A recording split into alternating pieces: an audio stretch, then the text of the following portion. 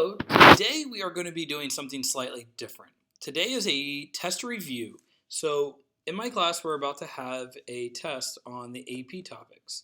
Now my videos and my assignments really have AP topics, but they also have what I like to call AP fluff. Things that aren't really tested on the AP exam. Actually, they're not tested at all. So what we're going to do is I'm going to focus only on the things that are going to be tested on the AP exam. And a few things that I think might be useful on the AP exam. And we're going to kind of ignore the applets and the J-frames and the runnables and things like that now that we have gotten into more of that AP part of this. So this is what you need to study if you're going to be doing well on our next exam. So let's take a look at this. Because of Hurricane Irma, we are a little bit behind in terms of when I would give my first test. So this test has a little bit more stuff on it than normal. So let's talk about what we need to talk about. The very first thing that you need to know is you need to understand a few of the primitive variables. You need to know integer, which is defined by int, and then we do the name of integers. So this is the one way that you're going to create an integer. Remember that this is a positive or negative whole number. So just so you know that. Now we also have a double in here and then name of double. And what doubles are is pretty much any real number that we have. So if you're going to include decimals, you need to have the double in there. If you're just using whole numbers, use an integer. So the next thing that we're going to be using is Boolean, and this is going to be name of Boolean, and this is going to be a true or false, and pretty much you're going to be using this whenever you want to do like a yes or no question. So just know those three, but there's one that I really recommend is character, and what character is going to be anything you can type on a keyboard, plus a few things not. So like think ASCII. And pretty much it is ASCII, where the characters are actually one single letter. The way that you define them would be making them equal, and you'd have a single quote. So that would be a capital A. This number would also represent the ASCII integer value, and the characters can be represented as numbers. So I could do A plus 4, and that would be E. So that would be, and it would save E here. So you could do things like that. And it can be very helpful on the AP exam knowing characters. So those are the 4 primitives that we're going to be testing. Know when to use them. You may see the term string on here, but we really haven't done much with strings other than doing things with like double quotations, like hello, and then grouping things up together like this. We really haven't done much in terms of that.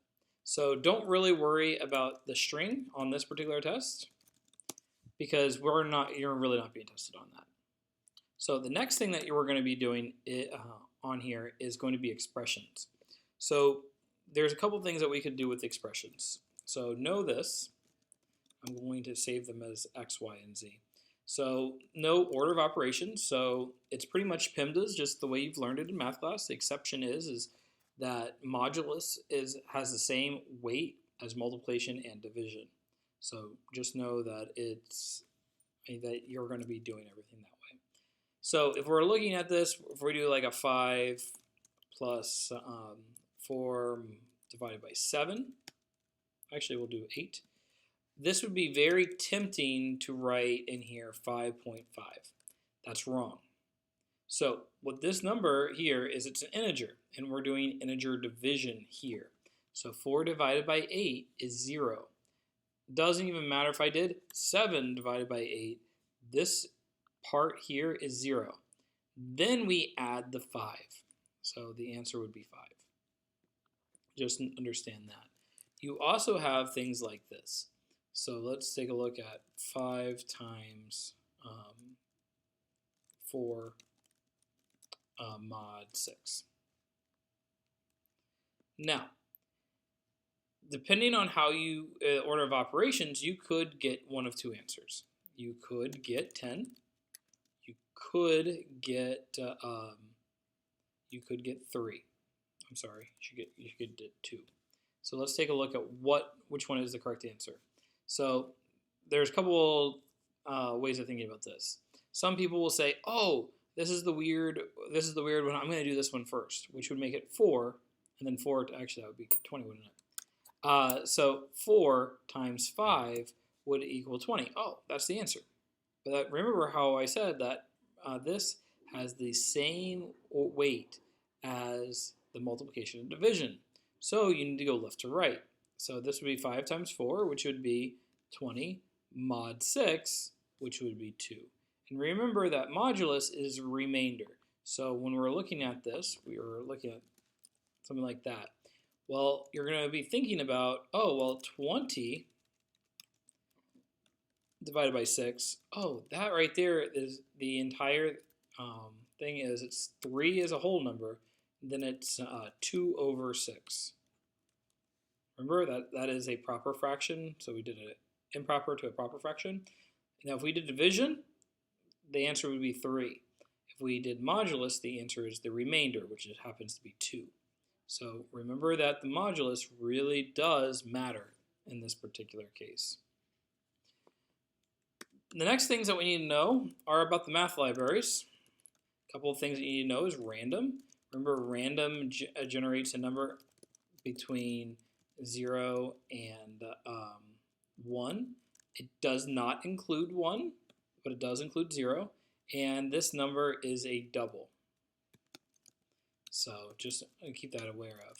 You might need to know the math dot the round. So you have math dot round, which pretty much rounds this number to 10, but this number to 9. Then we also have math dot floor, which would always round this one down, even if it was this. So this would be 9. This would be 9. And then we have math dot ceil, which would round up. So think floor and ceiling. So even this right here would round to 10. Now I believe both of these return doubles. So all of these numbers aren't really 9, they're 9.0, 9.0, 10.0. You also need to make sure that you know things like math.pi, which will just give us pi. We'll need to know math.abs, which would give us our absolute value, and things like that. So those are a really important piece into this. And if you're looking for the review, you can look at the notes to see all of them and really how you're going to use random numbers. You might be simulating something that generates a random number that you need to create. The next thing that you're going to be doing is following the code with if statements. So looking at if statements here, for example, if I do if 5 is greater than 4, actually I wrote 3, so we'll go with that. If 5 is greater than 3, this will always be true. So we do whatever in this if statement. If we happen to be missing these curly braces, so if we did that, whatever the next line is run. So if it's like this, where, if this is, then we can do this. This is also valid. Now, the difference between this is that this piece of code will always run. So even if it was indented like that. So it's only because this is missing its curly brace. If this had its curly brace and I put this around, it's great. But if you want to have multiple lines, you need to always do this. So just by saying this, line 22 always runs. So that's another big thing on there. You'll be receiving quite a few questions about follow the code, determine what happens here.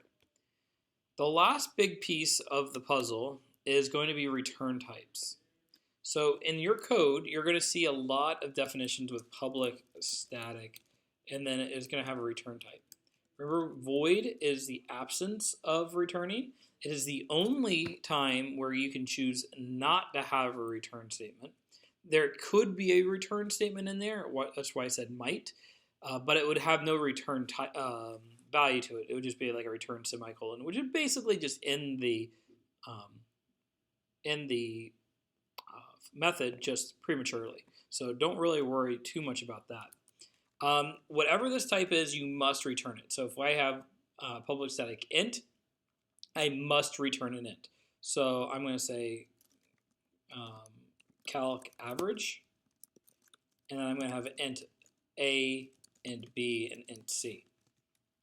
When I look at this, it's going to tell me that I need something here. So what I'm going to do is I'm going to do an int sum, and all it would be is a plus b plus c.